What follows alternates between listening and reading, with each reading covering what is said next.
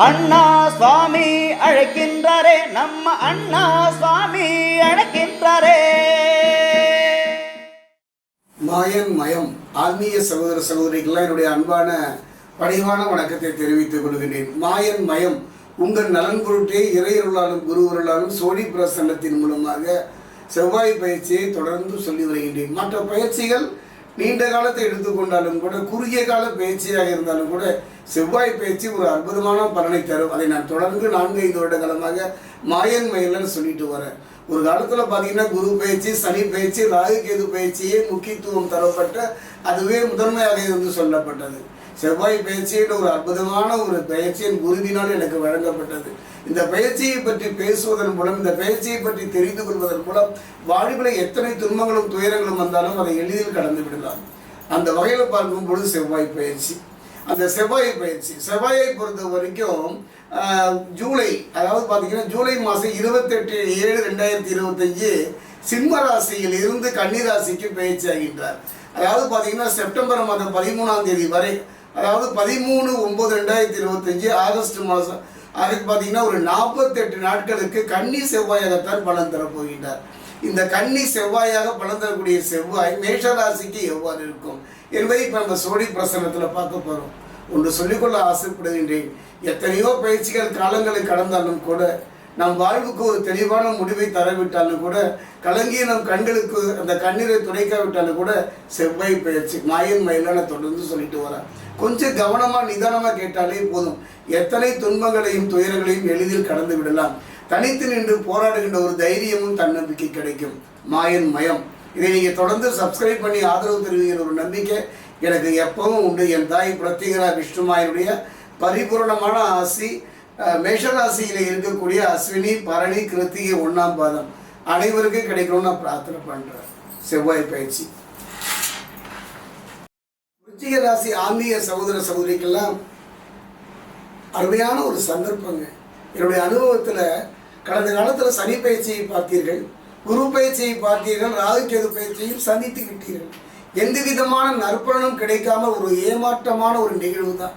அதே நேரத்தில் இந்த செவ்வாய் பயிற்சி என்னுடைய அனுபவத்தில் குரு பயிற்சி, சனி பயிற்சி, ராகு கேது பயிற்சி இத்தனையும் நீண்ட கால பயிற்சியாக இருந்தாலும் கூட குறுகிய கால பயிற்சி எதுன்னு பார்த்தீங்கன்னா செவ்வாய் பயிற்சி தான். ஒரு காலத்தில் இந்த 3 பயிற்சியை பற்றியுமே சொல்லிய காலத்தில் செவ்வாய் பயிற்சியை மாயன் மயிலில் நான் தொடர்ந்து சொல்லிட்டு வந்தேன். காரணம் என்னென்னா, அற்புதமான ஒரு காரகத்தன்மை உடையவன் செவ்வாய். அந்த காரகத்தன்மை மட்டுமே நம் வாழ்க்கையில இழந்ததை திரும்ப பெறுவதோடு எதையும் எதிர்த்து போராடுகிற ஒரு மன வலிமையும் தரக்கூடியதுதான் செவ்வாய். அதனால தான் இவரை சொல்வாங்க, அதாவது ராஜ கிரகங்கள் என்று எல்லாரும் சொல்வார்கள். யாரை? குருவை சொல்வார்கள். ஆத்மகாரகன் சூரியனை சொன்னாலும் கூட என்னுடைய அனுபவத்தில் செவ்வாயும் ஒரு ராஜ கிரகம் தான். ஆனாலும் சேனாதிபதி என்று சொல்வார்கள் கிரகத்தில். என்னதான் ராஜாவாக இருந்தாலும் ராஜாவை மட்டுமல்ல மக்களையும் காப்பதில் சேனாதிபதியுடைய பங்கு முதன்மையானது.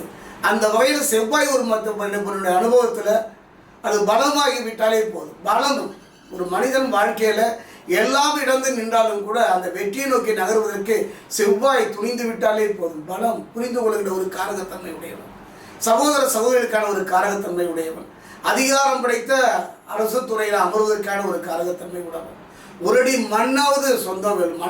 மன்னர்கள் எல்லாம் செவ்வாயின் ஆதிக்கம் பெற்றவர்கள். அது மட்டும் கிடையாதுங்க. சிலரெல்லாம் பார்த்தீங்கன்னா அரசியலில், ஆன்மீகத்தில், பொது வாழ்க்கையில் இழந்து தனித்து நிற்பார்கள். திடீர்னு பார்த்தீங்கன்னா விஸ்வரூபம் எடுத்து விடுவார்கள். அதுக்கெல்லாம் காரணம் செவ்வாய் தான் காரணம். அப்படிப்பட்ட இந்த செவ்வாய் என்னுடைய அனுபவத்தில் பார்த்தீங்கன்னா இந்த செவ்வாய் விருச்சிக ராசிக்கு இது எப்படி இருக்கும்? அதே நேரத்தில் இந்த செவ்வாய் பயிற்சியாக காலகட்டத்தில் சனி பகவான் வக்ர பயிற்சி ஆகின்றார். களத்திரகாரகன் என்று சொல்லக்கூடிய சுக்கிரனும் பயிற்சி ஆகியிருக்கின்றார். ஒரு கிரகத்தினுடைய பயிற்சியை வச்சு நம்ம சொல்லிட முடியாது. மற்ற கிரகனுடைய பயிற்சியும் சேர்த்தியே சொல்ல போகிறேன். அந்த வகையில் பார்க்கும்போது விருச்சிகையை பொறுத்த வரைக்கும் விசாகம் 4,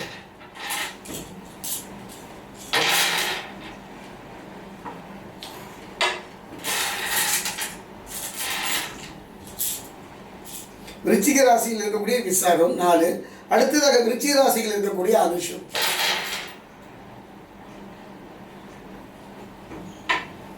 அடுத்ததாக பார்த்தீங்கன்னா விருச்சிக ராசியில் இருக்கக்கூடிய கேட்டை,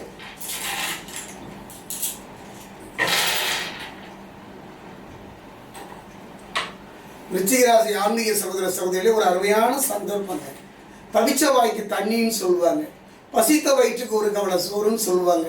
அடர்ந்த வனத்திலே தனித்து நிற்பவனுக்கு அந்த வளையம் கலந்த ஒரு நிகழ்வுல யாரோ ஒரு குரல் கேட்ட மாதிரி தாங்க. நல்ல சந்தர்ப்பம். மற்ற கிரகங்கள் எல்லாம் கைவிட்ட பொழுது கூட இந்த காலகட்டத்தில் இந்த செவ்வாய் பயிற்சியை பொறுத்த வரைக்கும் விருச்சிக ராசிக்காரர்கள் செவ்வாயின் பார்த்தீங்கன்னா லக்னத்திற்கும் மற்றும் 6ஆம் வீட்டின் அதிபதி யாருன்னு பார்த்தீங்கன்னா செவ்வாய் தான் விருச்சிக ராசிக்கு. அது மட்டும் கிடையாதுங்க, இப்போது உங்கள் லாப வீட்டில் இருக்கிறார். யாரு? செவ்வாயை பொறுத்த வரைக்கும் ஒரு லாப வீட்டில் இருக்கின்றார். இது அருமையான சந்தர்ப்பம். இருப்பதை தக்க வைத்துக் கொள்வதற்கும் இழந்ததை திரும்ப பெறுவதற்கும் ஒரு அருமையான சந்தர்ப்பம். ஓடு மீன் ஓட ஒரு மீன் வருமளவில் வாடி இருக்குமான் கொக்கு என்று நிற்பதை போல அருமையான ஒரு காலகட்டம். காரணம் 6ஆம் வீட்டின் அதிபதி மட்டும் கிடையாதுங்க, அவங்க வீட்டில் லாப வீட்டில் இருக்காரு செவ்வாய். இந்த நேரத்தில் வருமானத்தை பொறுத்த வரைக்கும் அதிகரிப்பதில் செவ்வாய் பெரும் உதவியாக இருப்பார்கள். தொழிலில், வாழ்க்கையில், குடும்பத்தில் ஒரு நல்ல ஒரு முன்னேற்றத்தை தரக்கூடிய ஒரு அருமையான சந்தர்ப்பம். காரணம் அவர் இருக்கின்ற இடம். என்னுடைய அனுபவத்தில் 6ஆம் வீட்டின் அதிபதி மட்டும் கிடையாது, இந்த செவ்வாய் உங்கள் லாப வீட்டில் அவர் இருக்கார்.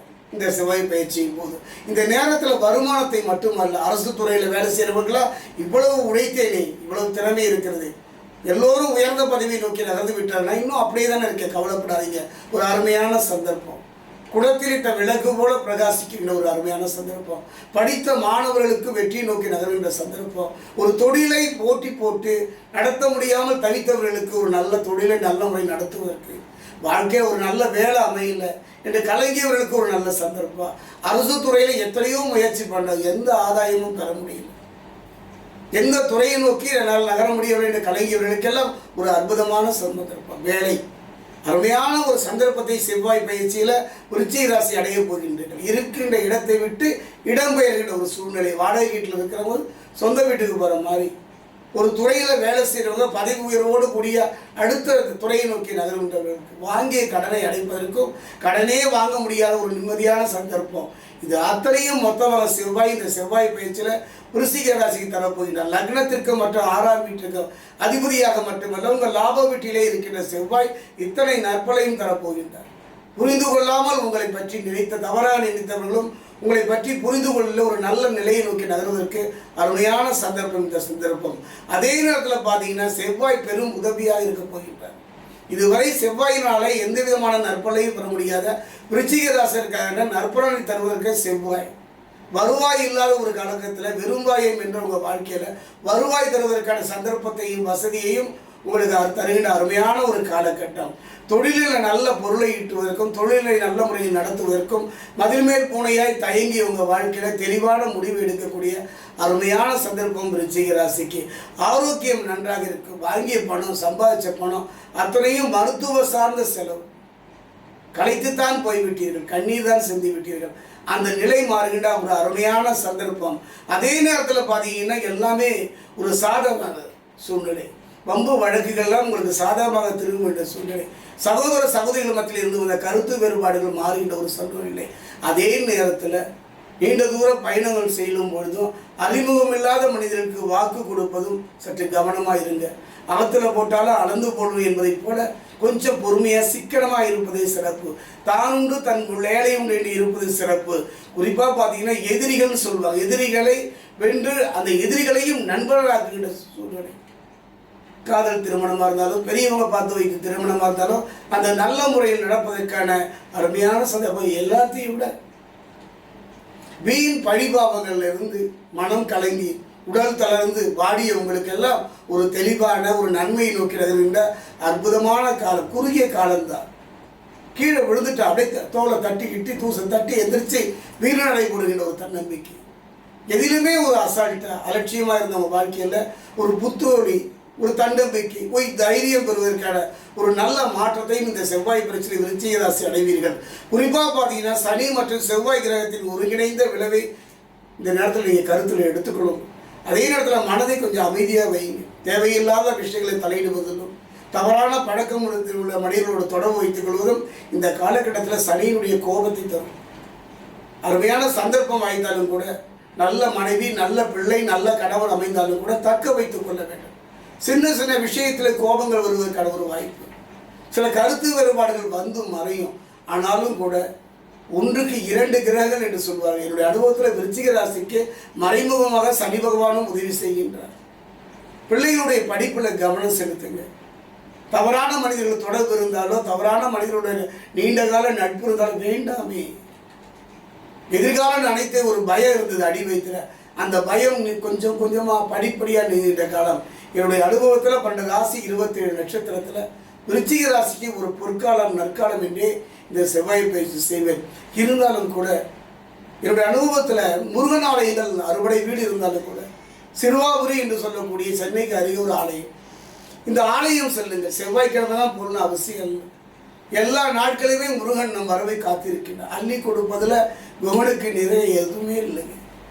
இந்த அங்கார பதவின்னு சொல்லுவாங்க. இந்த செவ்வாய் அந்த பதவியை அடைவதற்கு காரணம் முருகன் மட்டுமல்ல, மகா கணபதி. ஒரு 5 தேங்காயை ஒன்றாக பொறுத்து ஒரு மாலையாக தொடுத்து அருகில் உள்ள மகா கணபதியின் ஆலயத்துக்கு அனுப்பிவிடுகிறார். செவ்வாயின் நற்பலனை பெறுவதோடு அந்த நற்பலனை தக்க வைத்துக் கொள்வதற்கும் இந்த செவ்வாய் பயிற்சி விருச்சிக ராசிக்கு கிடைக்கும்.